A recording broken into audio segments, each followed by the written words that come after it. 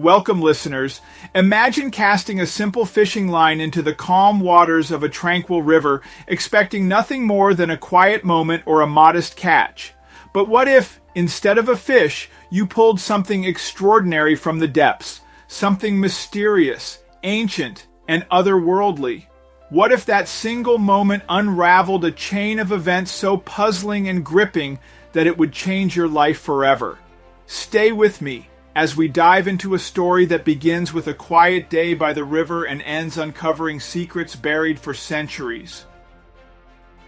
Wade, an avid fisherman, cast his line into the tranquil river, hoping for a good catch. Little did he know that what emerged from the depths would baffle him and send shivers down his spine. The object that dangled from his hook was a strange metallic tablet-like device covered in unknown symbols and patterns.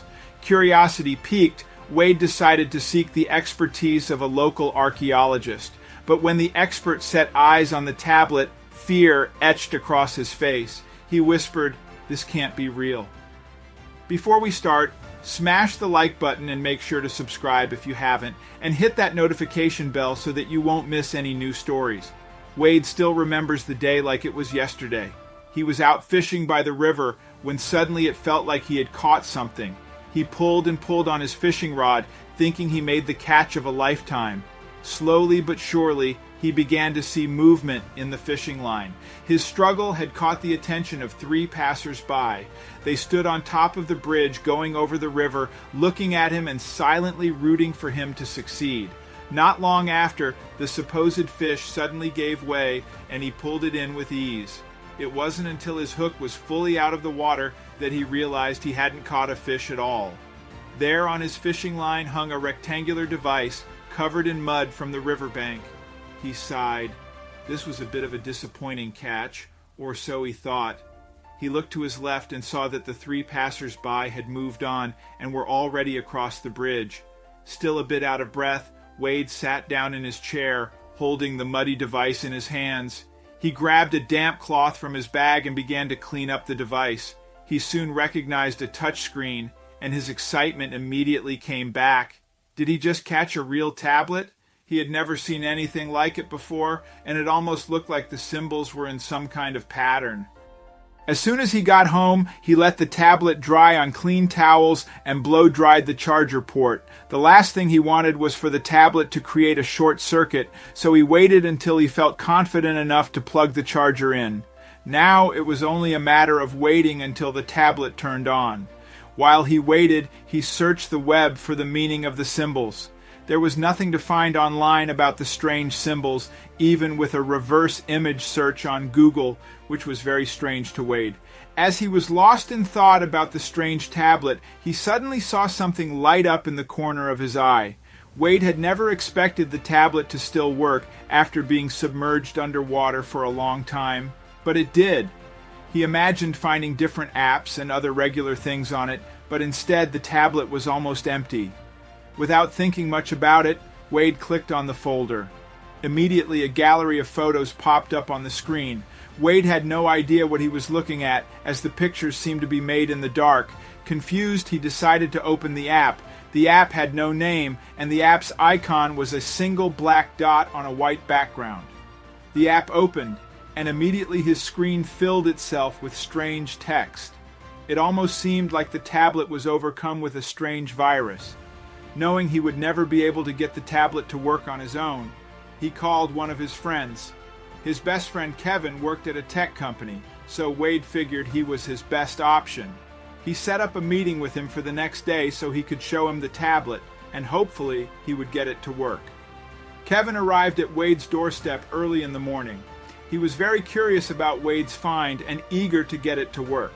As soon as Wade showed Kevin the tablet, he saw his eyes widen in shock and amazement.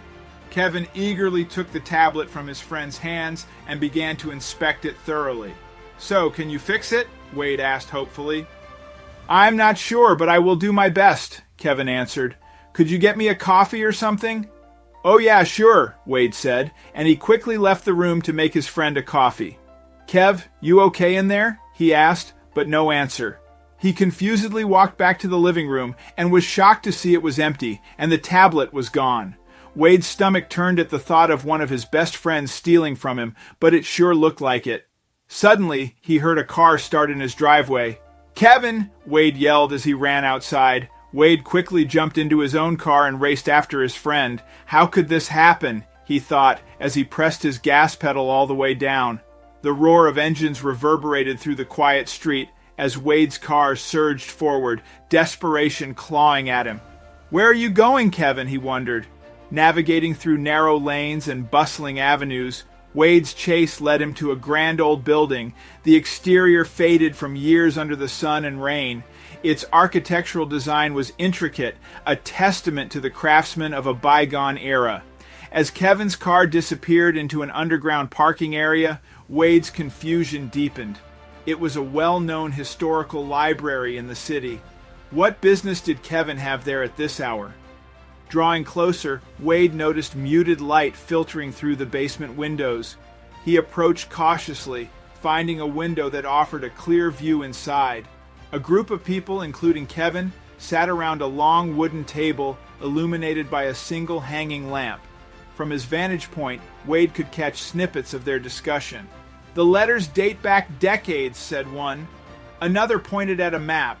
"This is where they settled after the war." The group seemed engrossed in a collaborative research project, piecing together fragments of a family's history or perhaps a community's. But why the secrecy? As he listened, Wade realized Kevin's involvement might be more personal than he'd imagined. The gathering dispersed as the dawn approached. Kevin, with a folder tucked under his arm, exited the building.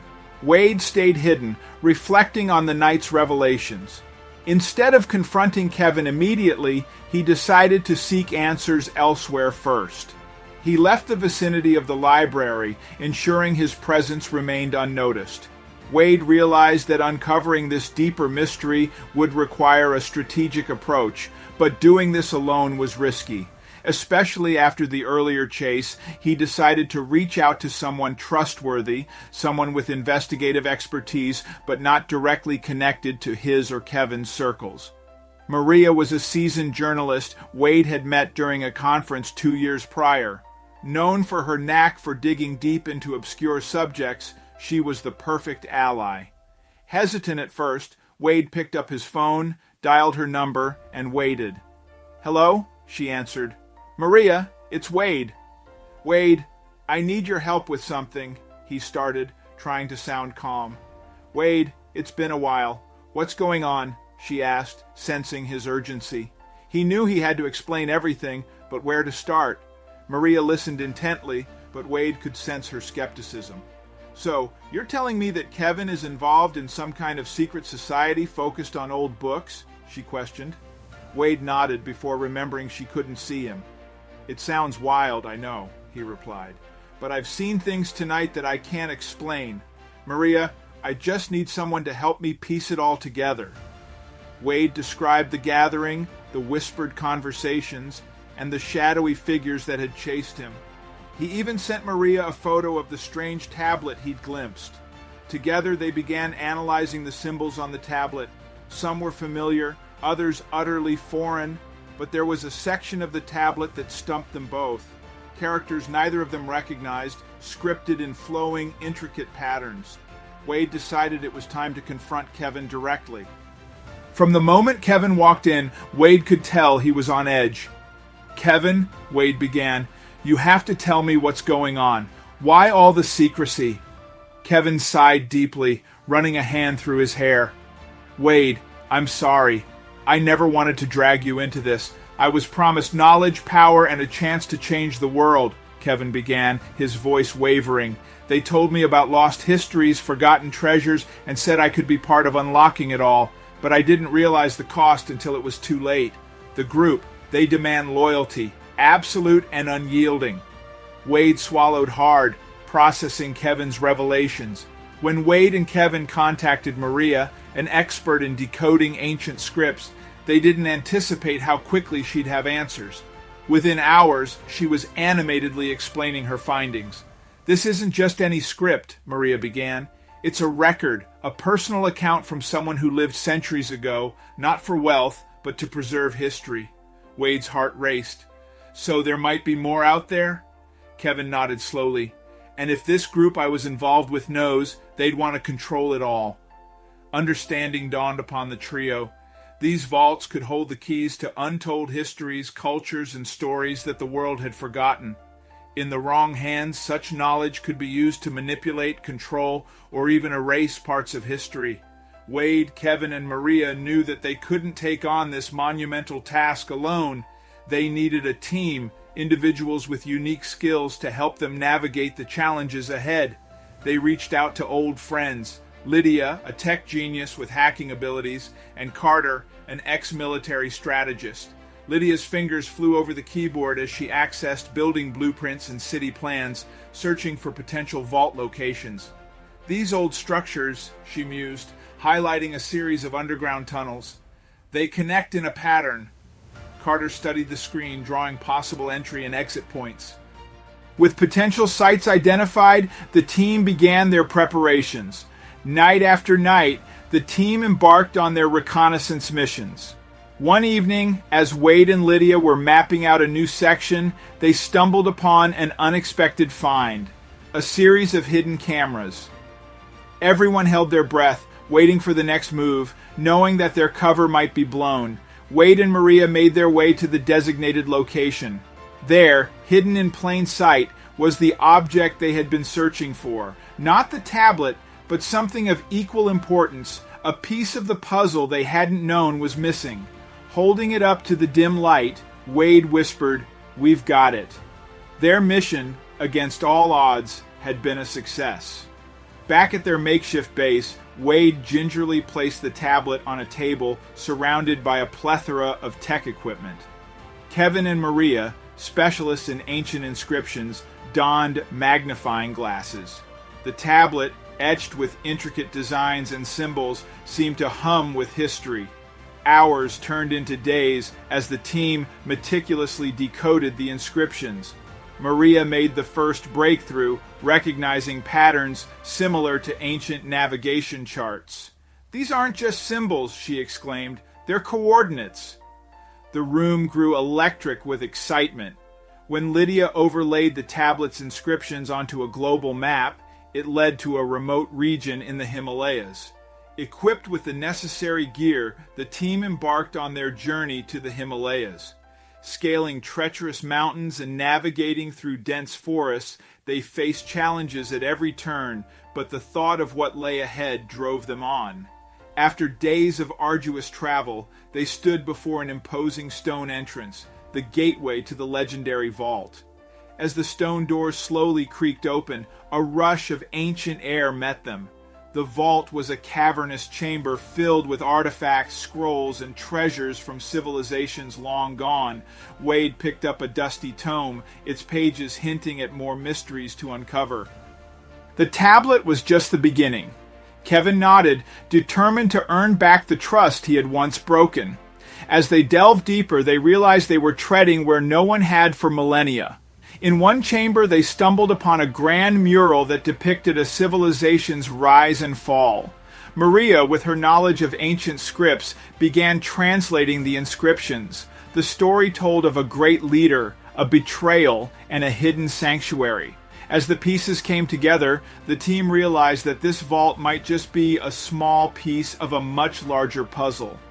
As the team explored, Maria was the first to uncover a scroll, its edges frayed with age. Carefully unfurling it, she read aloud tales of an advanced civilization that once thrived in this very location. After days of deliberation, the team came to a unanimous decision. They would document everything, but leave the artifacts where they belonged. With Lydia's expertise, they'd create a state-of-the-art preservation environment to protect the vault for future generations. An educational center would be established nearby, ensuring that the story of the civilization would be shared without disrupting their final resting place. Kevin and Wade, their bond restored, looked toward new horizons, knowing that their next adventure was just around the corner. The sun set on one chapter, but the promise of the next was already dawning.